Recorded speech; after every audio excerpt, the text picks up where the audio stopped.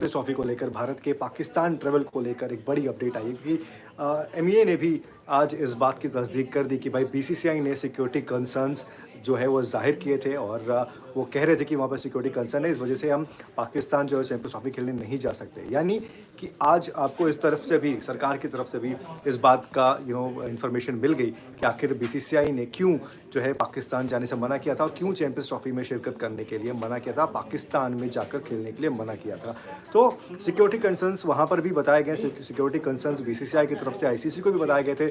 इसी वजह से आपको पता है कि 6 तारीख को ही बीसीसीआई ने आईसीसी को इस बात पे वो जानकारी दे दी थी कि भारतीय टीम पाकिस्तान नहीं जाएगी। लेकिन इसमें सबसे बड़ी बात यह है कि इस मीटिंग में जो भी आउटकम आता है, अगर पाकिस्तान हाइब्रिड मॉडल को एक्सेप्ट कर लेता है बहुत अच्छी बात है, और अगर हाइब्रिड मॉडल को एक्सेप्ट नहीं करता है, वो एडमेंट रहता है कि नहीं जी हम पूरी चैंपियंस ट्रॉफी पाकिस्तान में ही चाहते हैं, और उस लिहाज से अगर देखें भाई टूर्नामेंट किसका है, टूर्नामेंट है आईसीसी का, और अगर आईसीसी ये डिसीजन लेती है कि नहीं चैंपियंस ट्रॉफी पाकिस्तान में नहीं होगी, उसके 2 रीज़न है। पहला तो ये कि अगर इंडिया वहाँ नहीं जाती है तो वो उस स्थिति में, और दूसरा पाकिस्तान अगर कहती है कि हम ये एक्सेप्ट नहीं है, तो उस स्थिति में अगर चैंपियंस ट्रॉफी बिना पाकिस्तान के भी करानी पड़े, उस लिहाज से अगर ऐसी नौबत आती है तो हो सकता है कि आपको चैंपियंस ट्रॉफी इंडिया में भी होती हुई नजर आए। ऐसा क्यों कह रहा हूँ मैं, क्योंकि कहीं ना कहीं अंदर खाने में इस बात की चर्चा है कि अगर ज़रूरत पड़ी तो चैंपियंस ट्रॉफी इंडिया में भी कराई जा सकती है। तो एक ये बड़ा स्टेप होगा, लेकिन उससे पहले चूँकि आज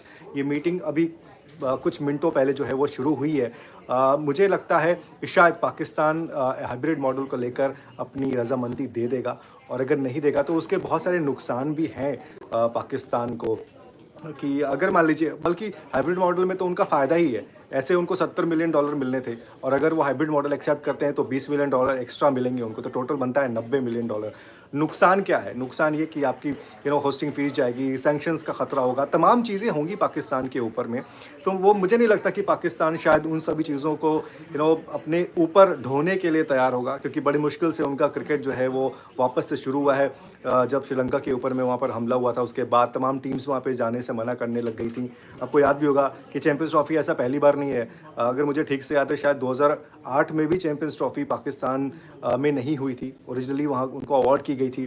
4-5 बड़े देशों ने सिक्योरिटी कंसर्न्स बता दिए थे, जिसके बाद पूरे 1 साल तक चैंपियंस ट्रॉफी नहीं हुई थी, उनका होस्टिंग राइट्स भी उनसे छीन लिए गए थे। तो इस बार नहीं चाहेगा पाकिस्तान कि वापस से कुछ वैसा हो। तो मेरे हिसाब से शायद जब आज इस मीटिंग में जो अभी फ़िलहाल चल रही है वर्चुअली, हो सकता है कि पाकिस्तान मान जाए हाइब्रिड मॉडल के लिए। मुझे पूरी उम्मीद है कि शायद मान ही जाएगा, और अगर नहीं मानेगा तो उसके अलग अलग नफ़ा भी है, नुकसान भी है। नुकसान ज़्यादा है, माने तो अच्छा है क्योंकि उनके फिर पैसे की कोई दिक्कत नहीं होगी।